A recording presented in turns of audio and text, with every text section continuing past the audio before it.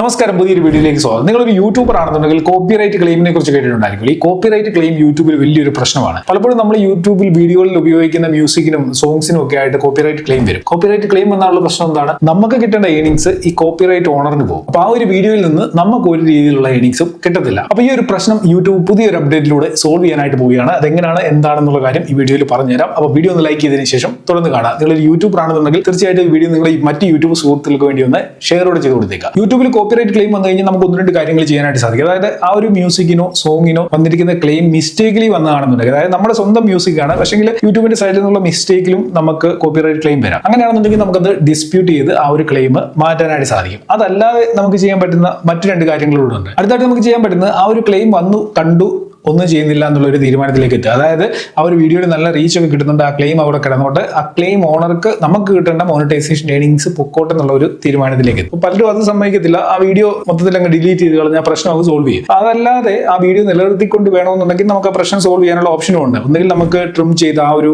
Music നമ്മൾ എവിടെയാണ് use ചെയ്തിരിക്കുന്നത് ആ ഒരു പാർട്ടിലെ അത്രയും ഭാഗങ്ങൾ ട്രിം ചെയ്ത് കളയാം. അതല്ലെന്നുണ്ടെങ്കിൽ ആ ഒരു മ്യൂസിക് നമുക്ക് മ്യൂട്ട് ചെയ്യാനായിട്ട് സാധിക്കും, റീപ്ലേസ് ചെയ്യാനായിട്ട് സാധിക്കും. ഇങ്ങനെയുള്ള ഓപ്ഷൻസ് കൂടെ തന്നിട്ടുണ്ട്. അപ്പൊ വീഡിയോ നിലനിർത്തിക്കൊണ്ട് തന്നെ നമുക്ക് കോപ്പിറൈറ്റ് ക്ലെയിം ഒഴിവാക്കാനുള്ള ഓപ്ഷൻസ് ആണ് ഇതൊക്കെ. അപ്പൊ ഇങ്ങനെ ചെയ്യുമ്പോൾ ചില പ്രശ്നങ്ങൾ നമ്മുടെ വീഡിയോയിൽ വരും. അതായത് ഇപ്പൊ ഞാൻ എന്റെ ഈ ഒരു വീഡിയോയുടെ ഈ ഒരു പോർഷനിൽ, ഇപ്പൊ ഞാൻ ഈ സംസാരിച്ചുകൊണ്ടിരിക്കുന്ന പോർഷനിൽ ഏതെങ്കിലും ഒരു മ്യൂസിക് യൂസ് ചെയ്തിട്ടുണ്ട്, അതിനൊരു ക്ലെയിം വന്നെന്ന് വിചാരിക്കാം. അപ്പം ഞാൻ ഈ ഒരു ഭാഗം ട്രിം ചെയ്ത് കഴിഞ്ഞാൽ, അതായത് ആ മ്യൂസിക് യൂസ് ചെയ്ത ഭാഗമായിരിക്കും ഞാൻ ട്രിം ചെയ്തത്. അത്രയും ഭാഗം ഞാൻ ട്രിം ചെയ്ത് കഴിയുമ്പോൾ ഞാൻ ഈ പറയുന്ന കാര്യങ്ങളിലൂടെ എന്റെ ഈ ഒരു ഭാഗത്ത് ഞാൻ സംസാരിക്കുന്ന എന്റെ വോയിസ് ഓവറും കാര്യങ്ങളും എല്ലാം ഒരുമിച്ച് ട്രിം ആയി പോകും. മ്യൂസിക് നഷ്ടവും, അതിനോടൊപ്പം തന്നെ ഞാൻ ഈ പറഞ്ഞ കാര്യങ്ങളും പോകും. അപ്പൊ എന്താണ് പ്രശ്നം വരിക? പിന്നെ ഞാൻ ആ വീഡിയോ കൂട്ടി വെച്ച് കഴിയുമ്പോൾ അതിനൊരു കണ്ടിന്യൂഷൻ ഇല്ലാതെ വരും. ഇനി നമ്മൾ മ്യൂസിക് ട്രിം ചെയ്യാതെ മ്യൂട്ട് ചെയ്യുകയാണെന്നുണ്ടെങ്കിലും ഇതേ പ്രശ്നം തന്നെയാണ്. നമ്മുടെ വോയിസ് ഓവർ നഷ്ടപ്പെടും. നമ്മൾ സംസാരിക്കുന്ന കാര്യങ്ങൾ ഞാനിവിടെ നാങ്ങയും കാണിക്കുന്നതൊക്കെ കാണാൻ പറ്റും, പക്ഷെങ്കിൽ ഞാൻ സംസാരിക്കുന്ന കാര്യം കൂടെ ആ മ്യൂട്ട് ചെയ്യുന്നതിനോടൊപ്പം പോകും.